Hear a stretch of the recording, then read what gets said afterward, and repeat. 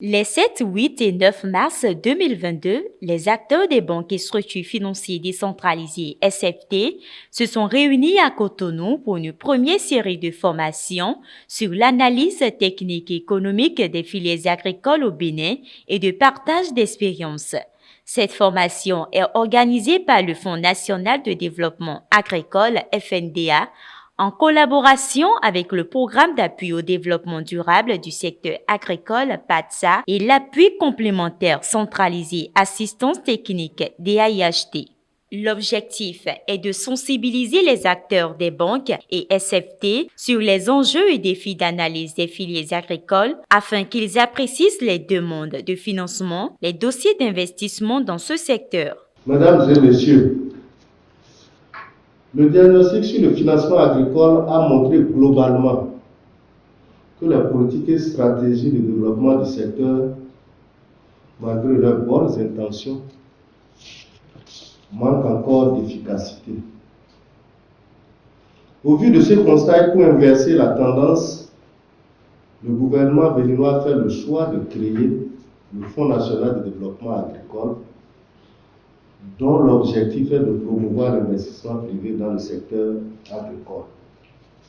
À cet effet, le FNDA conclut en 2020 des partenariats avec une dizaine de banques et une quinzaine de systèmes financiers décentralisés des partenariats.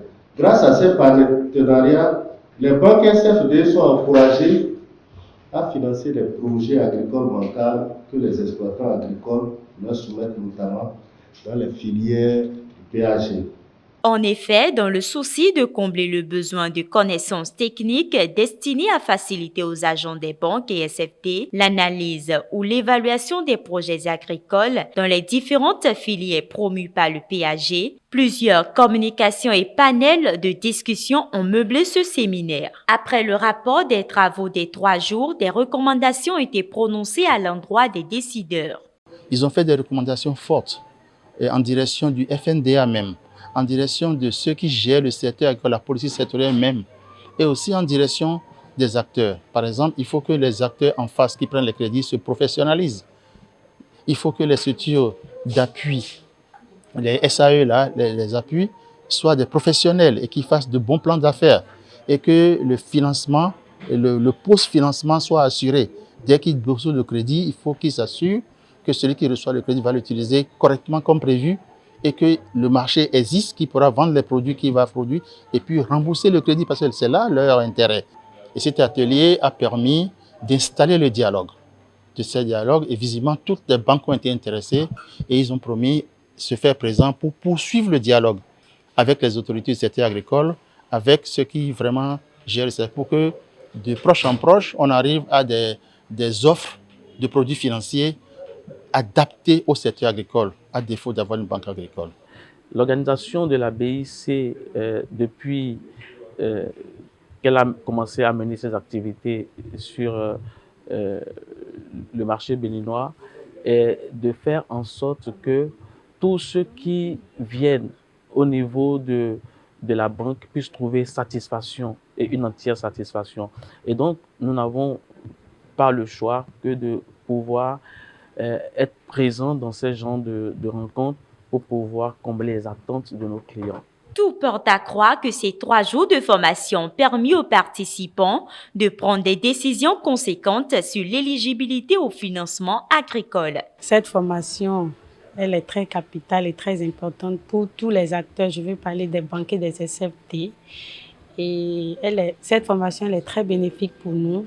Nous avons partagé nos expériences, nous avons posé nos problèmes.